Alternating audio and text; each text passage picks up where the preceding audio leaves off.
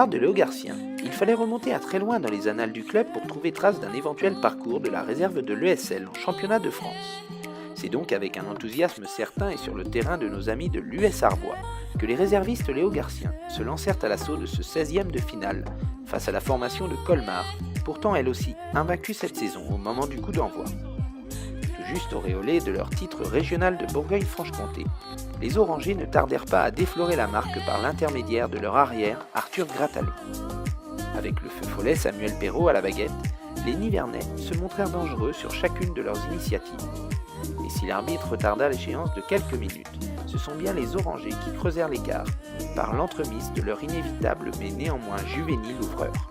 À l'aise à la main comme au pied, ce dernier en profita même pour expédier une offrande qu'Emmanuel Paquet se chargea de convertir. Se reposant ensuite sur une féroce défense bien que cédant en fin de première période, les Léogarciens semblaient avoir fait le plus dur avant la pause en tournant à 24-7. Le chassé-croisé de la seconde mi-temps et le barreau d'honneur alsacien n'y changèrent rien, même si le score prendra des proportions plus raisonnables, avec un 39-26 au final.